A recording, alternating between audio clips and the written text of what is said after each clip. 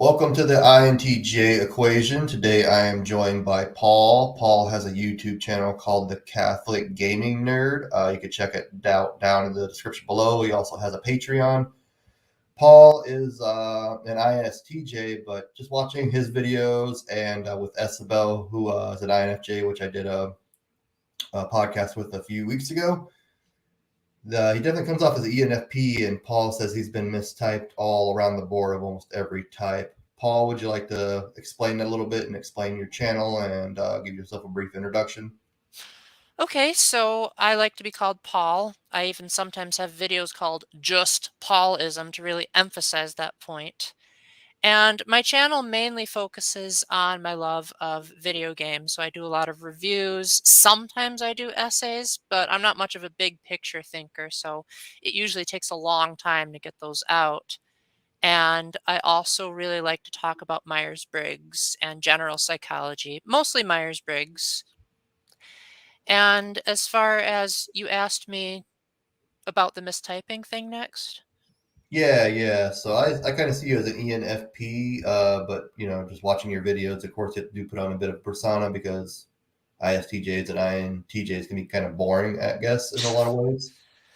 So I Well, before I answer mistyping for Myers-Briggs specifically, I've noticed that it's a common pattern for me to be misunderstood for things in general. Like even when I'm at the lake and not wearing a shirt, I've had people think that I was a girl.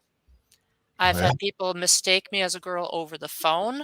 I've had people mistake my age where I'm an adult chaperoning a middle school conference and someone responded, "Why aren't you in your module with the rest of the kids?" And I was like, I think I'm pretty old to be called a kid." So How I old think are you? I'm Oh, sorry. go ahead. Oh, go ahead. I think people just have in their mind these ideas of what certain categories should be, and it's sort of a black and white type of thinking. Like, if you have long hair, you are a girl, no exceptions. If you have a high pitched voice, you are a girl. They can't take into account that certain categories can have multiple bits to them, and they just seem to like lump everything into two major boxes. Now, as far as mistyping, I think the only two types I can think of off the top of my head I haven't been mistyped at are ESFP and ENTP. I guess people don't see me as much of an arguer, and I guess people don't see me as much of a thrill-seeking type of guy, but pretty much everything else I've been mistyped as. And I've made a whole video about that, so you can check that out on my channel. It's called Why I Think I'm Mistyped. But to give a brief answer here, I think it's mainly because I'm Catholic.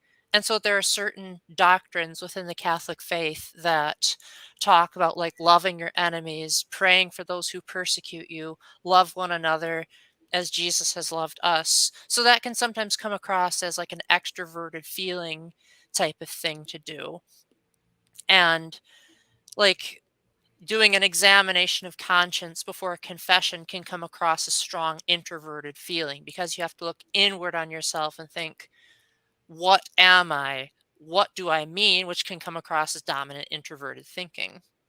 So, what Myers Briggs actually is supposed to be, and I'm sure you know this, but I'm reiterating for your audience, is your natural cognitive preferences. What do you naturally think about on a daily basis, or at least in a general sense? Because obviously we all have off days, but generally speaking, what are your cognitive preferences? To those who are new, I often compare it to like in my old house, I had an ice cream shop and a pizza place right next to each other. Now, on most days, if I had a choice, I would choose the pizza shop because, as you can see, pizza is my favorite food. But every now and then I might choose to go to the ice cream shop. It's the same thing with Myers-Briggs. Every thinking type has instances where they act more like a feeler. Every intuitive can sometimes act like a sensor, and so on. And I think most people just take whatever they see me doing in the moment and assume that that's how I always am. Okay, just for a background, everybody, how old are you, if you don't mind sharing? I would prefer to keep that ambiguous, but I will say that I'm over 21. We're over 21. Okay, and I'm assuming under 30. Well, I'll let Okay. you assume and come to your own conclusions. I have kind of an aversion to giving exact age and stuff like that out over line or out online. You know what I mean? Okay, so you're Catholic, and so you think that comes from the mistyping and that stems because people are misinterpreting the functions as you kind of express yourself on your channel. So some of the concerns I did, like I noticed you just changed the subject about 3 or 4 times at least in that whole spiel. I don't know. Are you familiar with Linda Behrens' interaction styles at all? I can't say I am. So there is this psychologist. Her name's Linda Behrens. I believe she's an INTP, and she has what's called the interaction styles. It's basically broken down like temperament, but it's a little bit different. These are again like preferences, like you said. There's cognitive preferences in MBTI. This is pretty much how you interact, like an ISTJ and INTJ as well. They're called see it through types. So basically, what they have is responding, um, direct, and I am blanking on it right now. But anyways, it's just pretty much like how you interact. So responding is kind of like introversion. You'd rather not change a subject. You'd keep the subject on par, and you'd rather not engage in new conversations. You'd rather have people approach you. These are preferences, so you can initiate, which is its opposite dichotomy. There's direct versus informing. Informing is you're very descriptive with your speech. You kind of beat around the bush, and direct is like you're very straight to the point. And wow, I can't believe I'm forgetting this right now. But anyways, the ENFP is a starter type, a get things going type, and that's kind of what you come off more as. Like I said, you changed the subject several times. You didn't really stay on topic, and you're very, very descriptive with your language and speech. So that's where I'm getting ENFP from. I do see the SI, I do see the FI and the NE and all that stuff. Well, as far as that particular video is concerned, I think it was just because I was so comfortable being around Isabel that I was willing to use my inferior function a lot more. But again, going back to what I said earlier, Myers-Briggs is all about cognitive preferences. And Mhm. if you look at the four functions of both the ISTJ and the ENFP, it makes more sense based on everything I've researched about the ISTJ order. Do you mind if I go in order and try to explain it as a step by step? That's exactly what I used to do in my old podcast. I took each function down, including the four and the shadow, and broke it down. So feel free to. All right, so ISTJs start with what's called introverted sensing, and please correct me if I get any of these descriptions wrong. Introverted sensing is all about categorizing past information.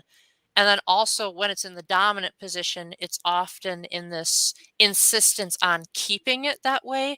Like if something familiar to you makes you happy, then you want to continue making that happen.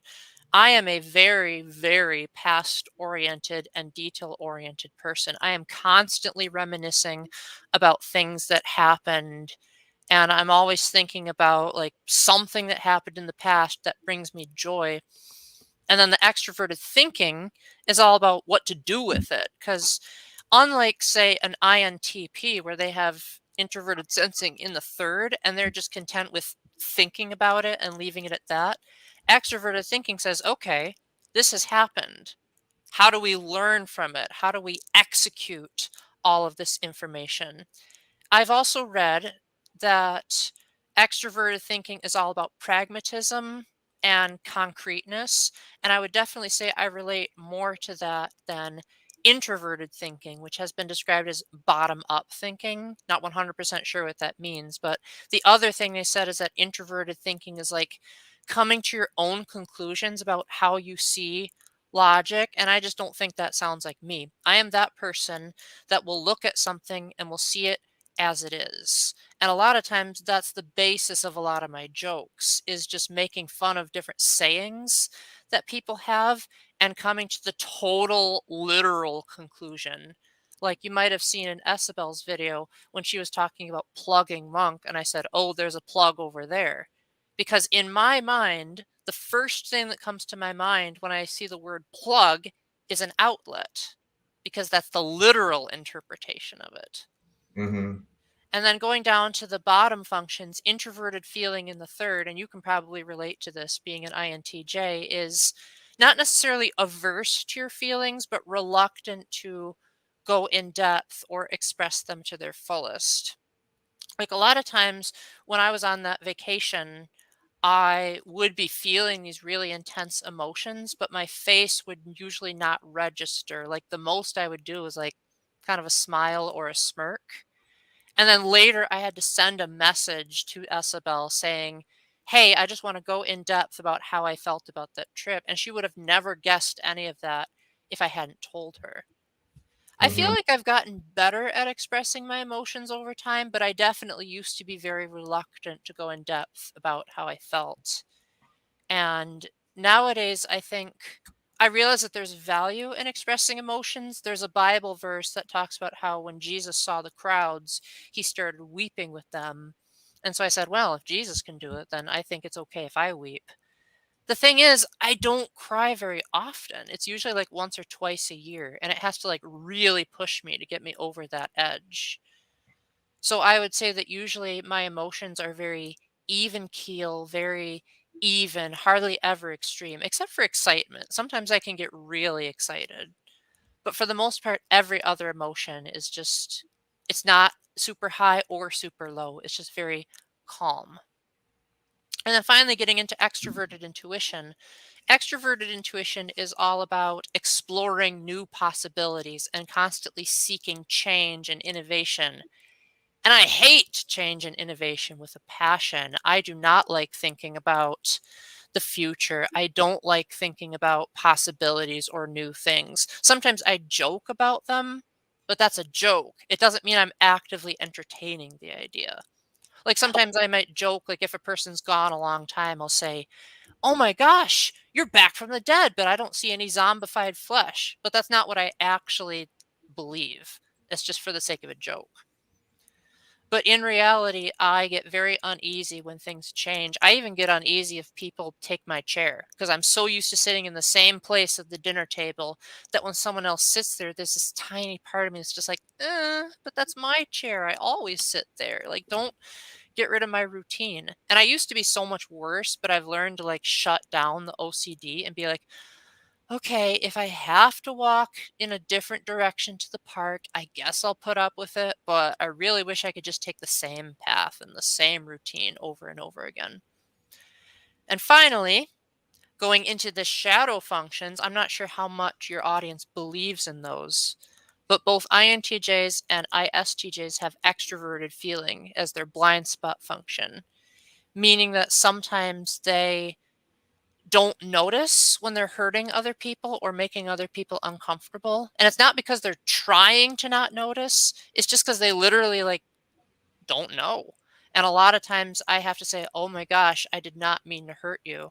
I'm sure I told you in the comment about when I made that comment about my brother's wife potentially miscarrying. And that Hmm. really hurt his feelings so much, but I had no idea. I thought I was just stating facts. Apparently, he didn't want me to state facts because he wanted to imagine the possibility of being a father. And I was like, "I'm sorry, I don't know what it's like to be a parent, so I didn't know that that was something you were concerned about." Yeah, I can definitely see that. I know there are some other circumstances as well. Mamu pointed out TI blind spot would be consistent with ENFP. Just if you have any, and if you're watching at home and you have any questions, go ahead and put them in the chat box, and we will get to them eventually.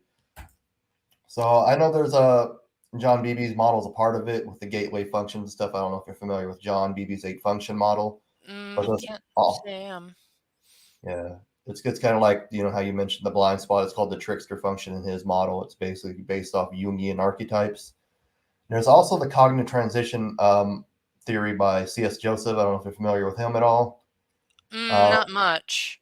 no, okay, pretty much like if you look at the ISTJ and ENFP, it's called the duality relationship in socionics. And if you look at their functions, they're basically mirror each other. So like SI hero, SI dom is ISTJ, and ENFP is SC inferior. I did know And that much.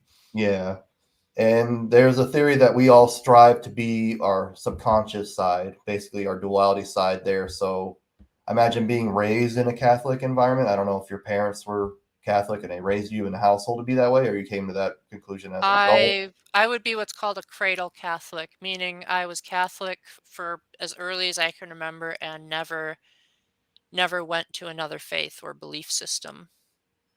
Okay. And SIs are usually associated with tradition and are often the most religious of the types. So being in that kind of environment, do you think that affected you mentally to kind of like condition you to be ISTJ? I think it might have conditioned parts of it, but I don't think it conditioned all of it. Because even looking outside of religion, I have very much always been the type of person who values my routine, even in a secular setting. Like when I was at my young adult group, just going to sit down to eat my pizza, someone would take my chair, and I'd just be like, that's my seat. Don't sit there. That's where I always sit. Or like, I would always, do the same pattern when playing a video game. Like other people might like to experiment on where to go, and I would say, nope, I always have to go to Lon Lon Ranch after I get Zelda's Lullaby. After I go to Lon Lon Ranch, then I go to the Lost Woods. And I always had this very specific order that I did everything in. And nowadays, I feel like ever since I read up on the ISTJ, I realized, well, dang, they're so rigid and robotic. So I guess you could say it was the other way around for me, where I thought maybe I should try acting more like an ENFP and being more relaxed. So when I met two friends of mine who are ENFP, being around them a lot made me realize, it's okay to be spontaneous every now and then. It's okay if I don't have a rigid agenda for doing everything. And then they, in turn, responded that being around me helped them to be better at planning. Okay. So when did you discover typology? Can you give us like a timeline of what it was like growing up as an ISTJ? Well, I discovered typology on September 23rd, 2012, to be exact. I was at a young adult meeting and they were talking about all these weird letters that at the time I had no idea what it meant. They're like, oh, that's what's called the Myers-Briggs system. And I was like, well, I guess I'll give it a try. So I briefly looked at what each letter meant. And I said, okay, well, based on what I'm reading, and it was very, very short and bite sized descriptions, I said, ESTJ seems to make the most sense. And I believed that for 3 years. But when I joined an ESTJ Facebook page, they kept saying that I didn't seem like a typical ESTJ. And at the time, I was like, but I'm outgoing and I like people. And I'm also very logical and my feelings are often downplayed. So why am I not an ESTJ? And a few things they said were, you reminisce too much and you think too much about the past. ESTJs aren't crippled by the past like you are. They would also say, like, you're not exactly a drama queen, but you're like much more emotional than we are. And they'd also say things like, you're so averse to change and stuff like that. So then after reading those and then reading more on the cognitive functions, I thought, well, these four functions fit, but I don't think they fit in that order. But there's only four types that use those functions, and that's the STJs and the NFPs. So I thought, no, I don't think I'm an ENFP because I'm not constantly seeking out new possibilities.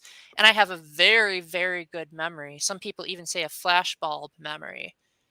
And I said, no, being in the inferior, they would be more forgetful. And then INFP was just like, nope, I am not that emotional. So ISTJ was the only combination that worked. And then I stuck to that for, I'd like to say, about 5 years before people started questioning that again. So it seems like I'm in a perpetual state where people are always questioning how they think I think when they don't actually know me. And I'm sure there are people even in this chat that are psychoanalyzing single thing I say and saying, oh, you must be an INTP because of this factor. To which I respond, when you're on a camera, sometimes you act a little bit different than what your natural preferences are. Yeah, I can definitely agree with that. I interview people like an ESFP. They will be very shy and reserved on a camera, but in person, it's a whole different game. So, what you tell us a little bit about your channel, the Catholic Gaming Nerd, which you can find down below in the description. What's like your mission? What do you accomplish? It kind of seems like you're pretty random on it. Well, I want to be the world's longest running YouTuber. I don't know how I'm going to get to that point yet. I haven't thought that far ahead. But I'm just hoping that I can keep a relatively consistent upload schedule and try to be as true to myself as possible. I know that makes me sound like I'm higher up in introverted feeling, but I also like don't try to baby my content to like try to over please my audience. Like I don't like being politically correct. I will say he or she pronouns and I will not compromise on that. And I often have a warning on my live stream saying this is not a politically correct stream. If you're easily offended, get out. Going back to what my channel is all about, I like the feeling of being able to complete a list and to be able to look back and reminisce on the progress. Like every time I make a video game review, I write it down so that I can look at this giant list and count how many I've done and say, wow, look at all these reviews. This is great. And I like to I like to inform people about Myers-Briggs, but I also like to give my perspectives on it so that people can, in some videos, I've often said, like, come to your own conclusions about what type you think I am. And I would say that most people that know me in person would say I come across more as an ISTJ, but most people that don't know me in person would only go off of my YouTube persona and come to a totally different conclusion. Did that answer your question? Yes, very, very thoroughly. All right. So, what are your perspectives and experience with INTJs? Have you met INTJs out in the wild? I've Do you met a know? couple. My best friend is an INTJ, All right. and I feel like the best way to describe the difference between him and me is that he is very futuristic and abstract. He likes things to be deeper, and he has this like grand plan for what he wants things to be. In fact, one time he was going on and on about like how he wanted his wedding to be, and I was like, "You don't even have a girlfriend yet. Slow down, mister." We're very similar in terms of like how we come to conclusions because we share the same judging functions, but the way we get there is often very different. A lot of times because he has inferior extroverted sensing, he is extremely oblivious to what's around him. And I'll be like, "Didn't you notice that car back there?" And he'll be like, "Oh, what? What? Oh, sorry, I wasn't paying attention." And I'm just like, how on earth are you allowed to be in society if you can't even notice something so obvious? But then on the flip side, he'll often berate me for not being willing to take chances. Like he'll say, "Paul, I got this new board game." And I'll be like, "No, thanks. I don't want to risk something happening that's terrible." And he'll be like, "Oh, come on. It's not going to hurt to give it a try." But then on the flip side, he is also Catholic. So that means he is, well, I wouldn't say he's like ridiculously emotional, but he's like more willing to be lighthearted and goofy than I think a typical INTJ would. Like he has his moments where I would say he's more like whimsical, but at the same time, I don't think he has extroverted feeling because he is often really oblivious about other people's comforts. Like one time we had a game night in the winter time and he didn't even turn on his heater. And I'm just like, "Don't you realize that people are freezing?" He's like, "Huh? What? Oh, I was just trying to save electricity." So that's my main experience with INTJs. I have since learned that he has ADHD, so that probably makes his inferior sensing really inferior.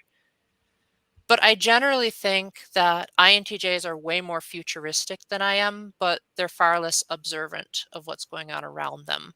But they still, again, sharing the judging functions, we usually come to the same conclusion. And even if we don't agree, we get why the other person believes what we believe. Okay, very cool. So it sounds like your social circle is an INTJ. You said mentioned ENFPs, and of course, Isabel's an INFJ. And I think you said you had an ESFP friend that you wouldn't seen her with. Yep, So your social that's circle seems like mostly intuitives, which is something that an ISTJ you probably wouldn't even really tolerate with in most cases. What yeah, other? I'm sorry. Oh, go ahead. I was just gonna ask, like, what else does your social circle look like? I don't have many sensor friends, so that can definitely be pretty annoying. Like off the top of my head, I can only think of two other people I hang out with that are sensors, neither of which I hang out with very often.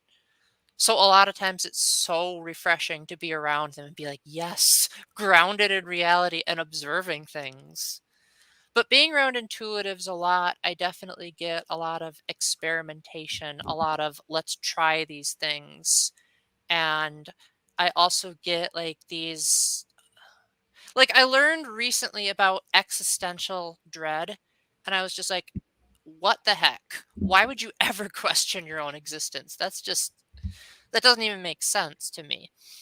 And so, like, I've since learned to tell my intuitive friends, you got to stop talking in riddles. Like, tell me things from point A to point B to point C to point D and explain yourself thoroughly. Don't leave out any details, or I'm going to completely miss the point.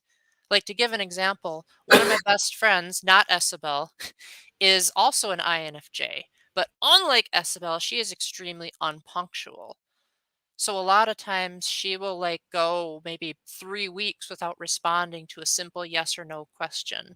And then she'll say, sorry, I've been busy. And I'll be like, what do you mean by busy? What exactly was happening that made you busy? Can you go in depth? And she doesn't even know how. And I think it's because she has introverted thinking.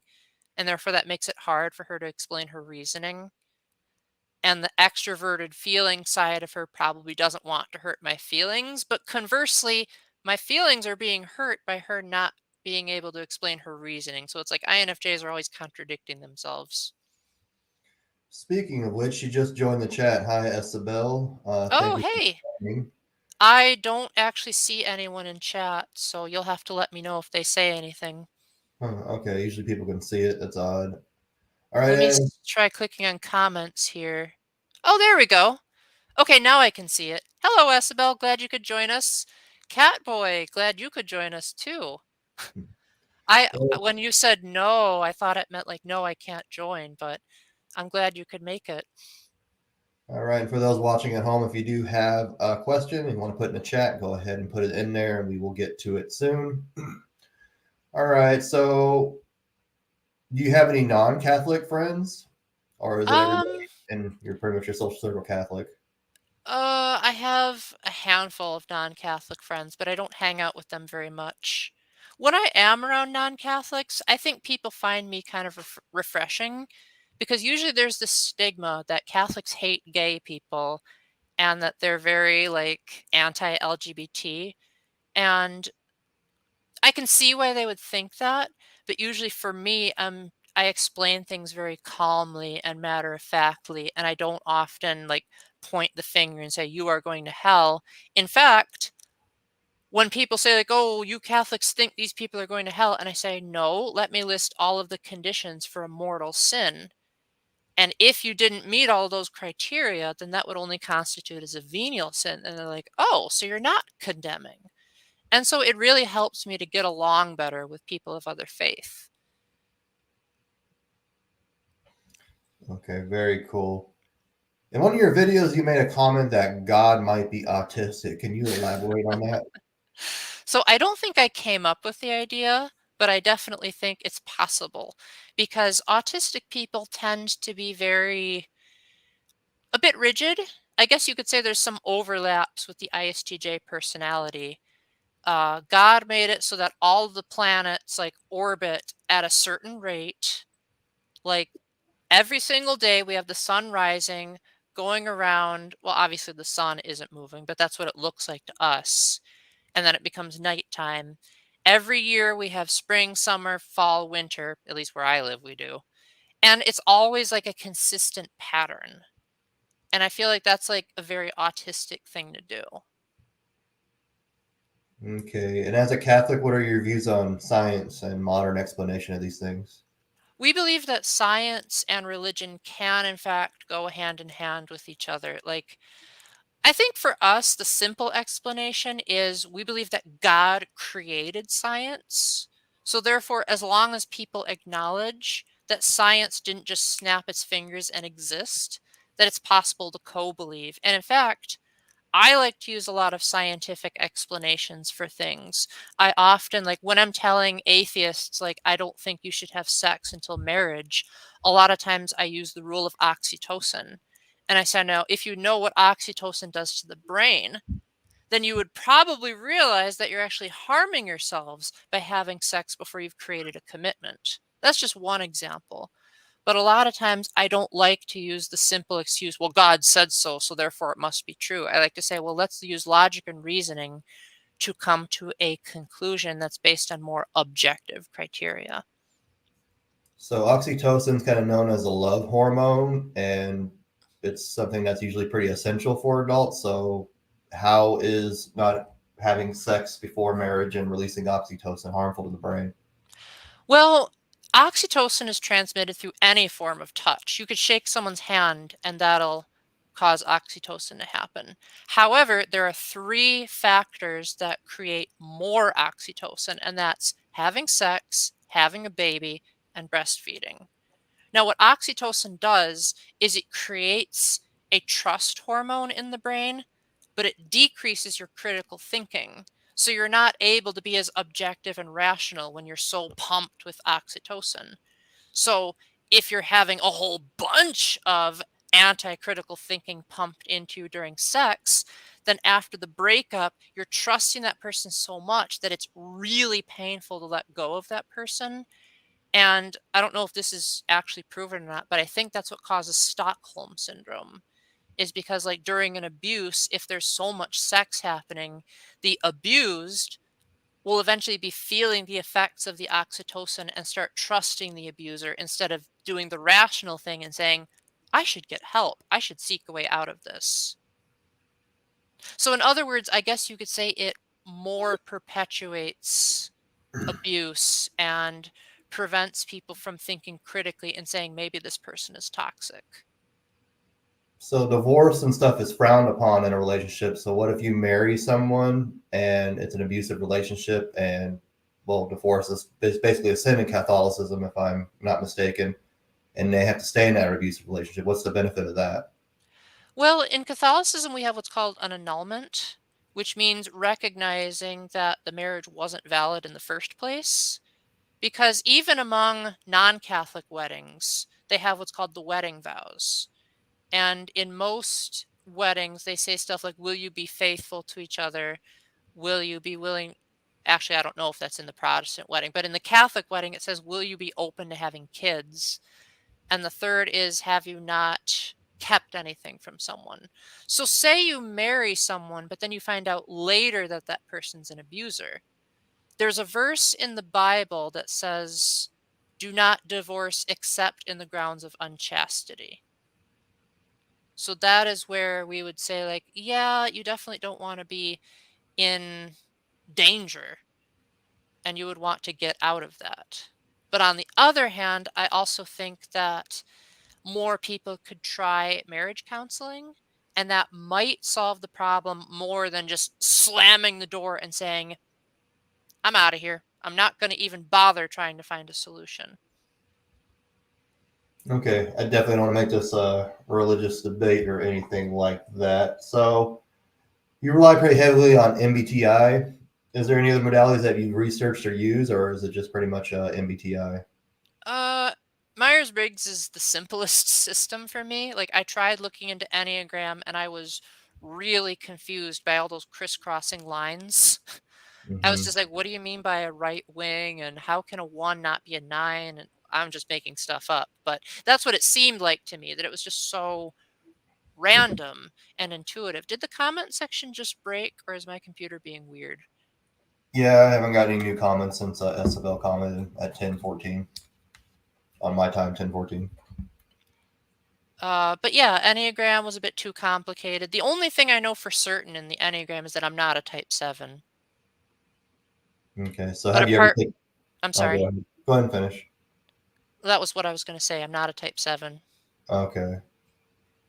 So have you tested for any other, like, have you taken any online tests? I hate online tests, but I'm just curious if you've taken any and gotten any results. For the Enneagram, I took it twice, and I think I was like a 4 and a 5 the first one, and then like a 2 and a 3. I don't remember exactly. But for the Myers-Briggs, I used to test as ENFJ, but then ever since I discovered that I was ISTJ, I've consistently typed as ISTJ, except for one time where I typed as INTJ for some reason.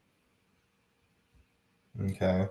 And I try to be really honest with myself. I don't try to think about idealistic, like, what do I want to be? I think about how I am when I answer these tests. And I try to do like multiple different sites so that, like, because you know how they say some tests are more biased. And like, if you say, oh, yeah, I feel this, it's like, oh, you're automatically skewed toward a feeling result when everyone has emotions. And So oh, go ahead. I'm sorry. I even recently took a new type of Myers-Briggs test called the Mistype Investigator, which goes through all 16 types and gives you a percentage of how likely you are that you're the other type. So I've got a whole video of that on my channel where I list in order from last to first. At the very bottom was INFJ, and at the very top was ISTJ. I think ESTJ was second, ISFJ was third, and I think ESFP was fourth, if I'm remembering off the top of my head. One of the biggest criticisms I have towards online tests and MBTI is that you could easily answer to get the desired result. Do you think that's problematic at all? I do think that's problematic for most people, but I don't think it's problematic for me because I think I've developed my introverted feeling enough where I'm pretty good at analyzing myself more objectively. And a lot of comments that I get from my family and friends are that I'm too hard on myself. So maybe that's slightly less objectively, but it's better to be too hard on yourself than too easy on yourself in a Myers-Briggs test. So have you typed other people in your family or your friends, or do you just like talk to people that come to their own conclusions with their type, or do you have a Um, typing system that you use? I sometimes try to type people, but I don't try very hard. Like, I have like general ideas of what I might think a person's cognitive preferences are, but just as I don't like people doubting my type, I don't like to doubt other people's types.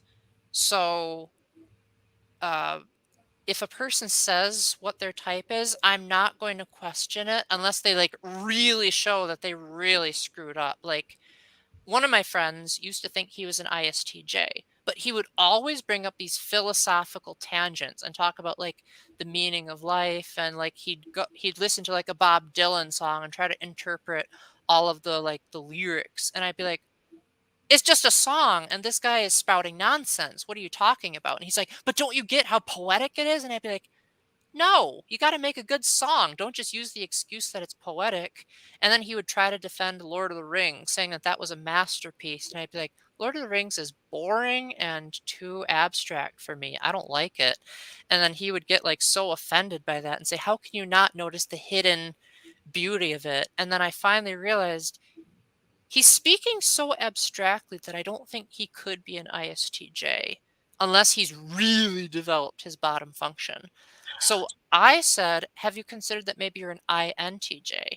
And he said, no, I think I'm probably an extrovert. So then he thought he was an ENTP. So then I said, I think that's baloney because you hate it when your personal space is out of order. And ENTPs are usually more open and go with the flow. So then I said, I think you're an ENTJ because then you'd at least have the same cognitive functions as an INTJ, but you'd be more forceful and extroverted. And then after I told him that, he said, yeah, you're right, Paul. I think that makes more sense. And he stuck to that ever since. So that's pretty much the only time I can think of where I was like really insistent that someone was wrong. But like in my family, for example, it is very hard to type anyone because it seems like there's always an exception.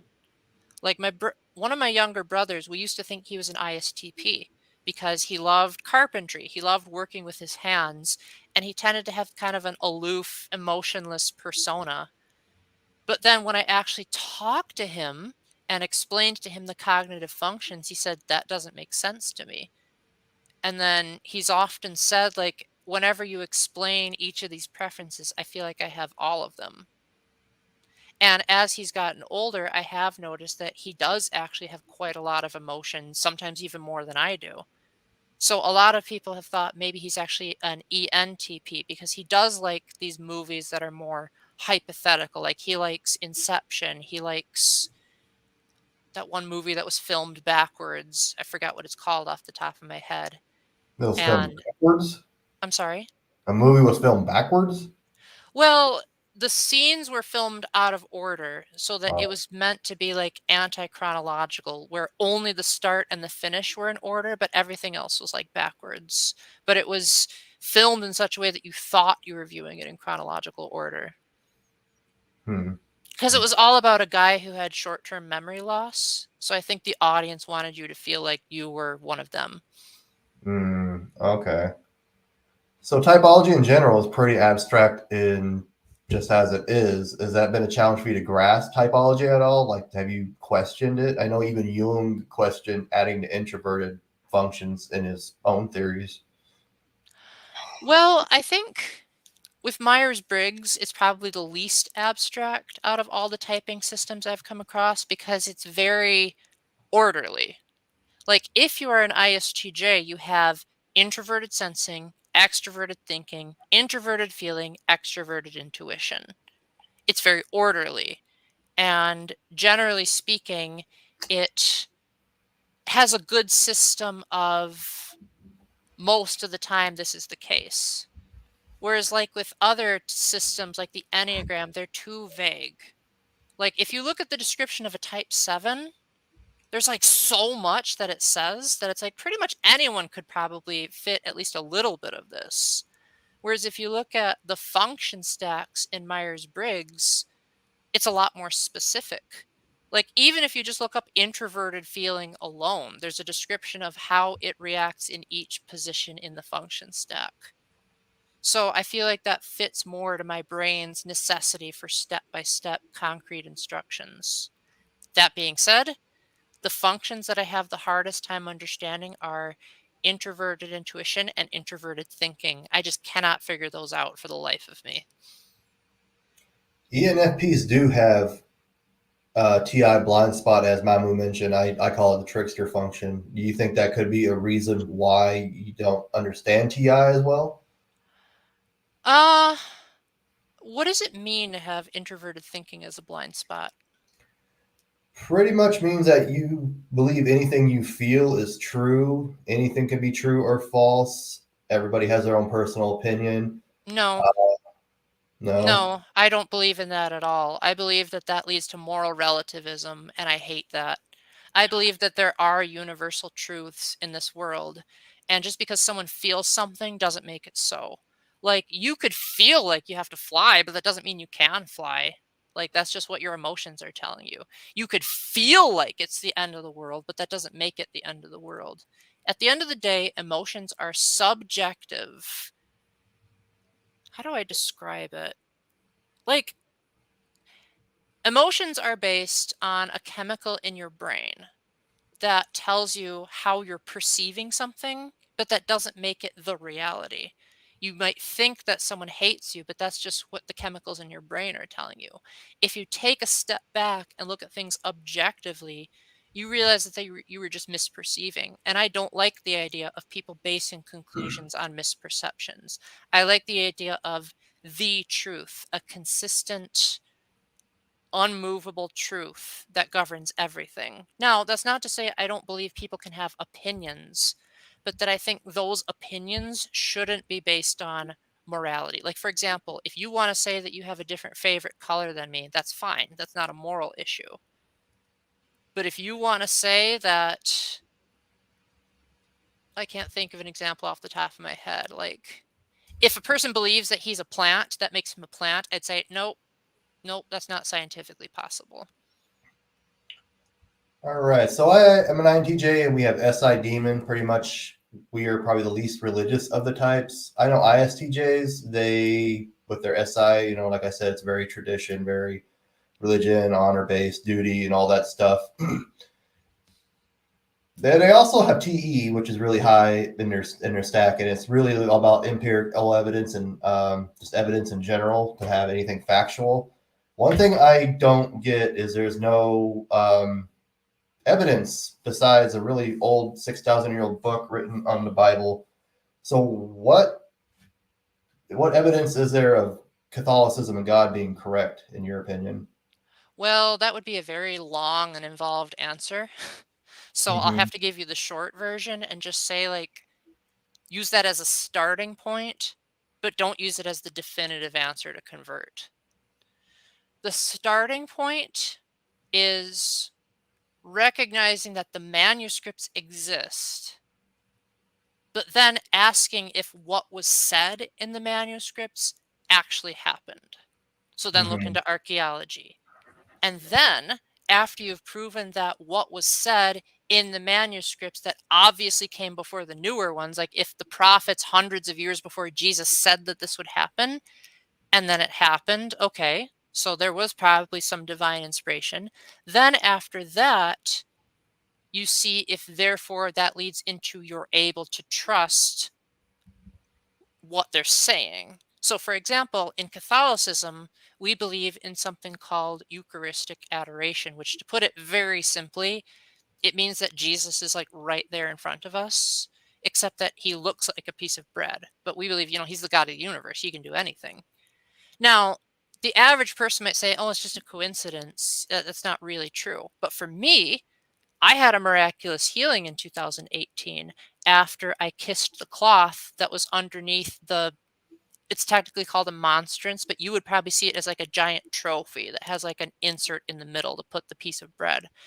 And about like 2 seconds after I kissed that sheet, my back and shoulders felt this like hot liquid type of sensation going down it. And then all of a sudden, for the first time in probably over a decade, I was able to lift my arms all the way up and bend over without having any pain. And I had really bad back problems and really bad shoulder problems. And so the question I posed to people was, does the laws of science and logic say that a napkin can heal back and shoulders? Would chiropractors go out of business if perhaps that was the thing? Or perhaps maybe there was something special about what the napkin was under. Perhaps maybe grace does exist. And again, that's the short answer, but hopefully that can get you thinking. Okay, very cool. Very interesting experience. So I'll go ahead and start wrapping this up here. Do you have 3 book recommendations you'd like to suggest to the audience? Harry Potter. Harry Potter. I Any? don't really read much, so that's all I can really say. I don't know anything about Harry Potter. I read a few pages and it just didn't jive with me. What do you have any books in order that you like best from worst to best or whatever? I think the books gradually get better as they go along. So I think if the first book is like really boring and takes a long time to get into, you haven't read enough of the book. By the time you get to the other books, J.K. Rowling adjusted her writing so that Harry's age was roughly the age of the audience. So the first book, when Harry was 11, it was targeted more towards 11-year-olds. But by the time Harry was 17 in the final book, it appeals more to a 17-year-old. Okay, very cool. I was just watching some stuff on the Ninja Turtles yesterday. I don't know why I get nostalgic sometimes. I watch YouTube videos and they didn't really keep up with the ages of their audience. They kept it as a very young age, and that's one theory why they died out, I guess. Well, they're All still right. making Ninja Turtles video games. I just haven't played any of them. Yeah, yeah. Back when I was a kid, it was like the biggest thing ever. It was like Harry Potter, pretty much. All right. What would you like others to know about ISTJs or just you in general? About ISTJs in general, I think you should look into the cognitive functions as opposed to the stereotypes. Because a lot of videos that I've seen on YouTube often have titles such as ISTJs are actually the most underrated type and don't believe the stereotypes. Because most people just say ISTJs, they're all about traditions and they're very boring people. But then they forget that they have extroverted intuition as a bottom function, which means when they're comfortable using it, they can come up with these silly, sporadic jokes and make everyone start laughing. But because it's in the inferior, sometimes they're afraid of using that. They're afraid of looking silly in public. I have gotten to the point where I'm not as afraid, assuming I'm around the right crowd. And when I was on vacation with Isabel, I felt like I was very much in a good crowd. As far as me, I would say don't try to create conclusions about me until you've spent time with me in a setting where you can like talk to me and get to know me on more than just one occasion. Because, and I don't know the exact source, but in one of Isabel's videos, she said it's impossible to be able to make a judgment about someone upon a first meeting. Mm-hmm. So like, whatever I say in this video, ask me again. Ask me, like continuously have conversations so that you can get a general gist of how my brain works, what patterns that I use when I talk, and then come to your own conclusions. If you think I'm not an ISTJ, that's totally cool, as long as you don't try to claim that you know my brain better than I do. Yes, I guess blue t-shirts are the cool thing now, Mamu. Well, blue is my favorite color. I did not intend to have matching t-shirts. But I did intend, because I had work yesterday, I did intend for people to get a laugh out of this t-shirt because I love Zelda, I love pizza, and I love blue. So I wanted to see how many people would catch all three references. Because as you can see, it's based on the shape of a Triforce. There we go. Interesting pattern there. All I right. did not buy this t-shirt, by the way. My sister-in-law just said, this would be perfect for you. And I said, it is. Very cool. All right. Is there anything you'd like to know about INTJs that you've always wanted to ask or were curious about? I would like to know if INTJs are really as clueless as my best friend, or if that was just the ADHD talking. Because it does seem like INTJs have this like oblivious side where they're thinking so much about the future that they like don't notice the little things, or they might like be making these awkward gestures during an interview that makes it look like they're disinterested or not doing common niceties. So is extroverted sensing in the fourth really that bad, or is it just him? Well, I think it goes beyond the first four functions. Like I said, it's the 8 function model, and there's FE trickster, basically, where we don't know how we're coming off to other people, where FE users are more expressive in their language and in their mannerisms. So we're quite flat because we don't, just doesn't really cross our mind. Like you said, we don't know how other people are feeling. So I think that explains a lot of it. And yes, with our NI, we are constantly in our head. We usually alert when danger can be around, but we always don't notice things that are right in front of us, I guess, like you could say. But I guess that's our really lack of an SI thing too. We don't really know about our own bodily sensations, and like I'll cut myself or bruise myself and I won't even notice till I look down and I'm bleeding or something like that. I mean, I occasionally have moments like that, but it's pretty few and far between, and usually only if it's like a minor cut. Whereas like if I get a major cut that's like this big, I'll notice. Yeah, like just for instance, I work in a psychiatric hospital, and there was this one kid I had to take down because he was trying to beat up another much smaller kid. And I seen him biting me, but I just felt a tiny little pinch, and it might have been adrenaline too. When I looked at it later, there was just a big old bruise on my arm. Huh. And later in the night, he grabbed a pen and he stabbed me in the hand, and I didn't feel that either until I looked at my hand and saw blood like 10 minutes later. But again, there was probably adrenaline pumping. Ooh, I feel so sorry for you. That seems like such a hard life. Yeah, I guess somebody's got to do it.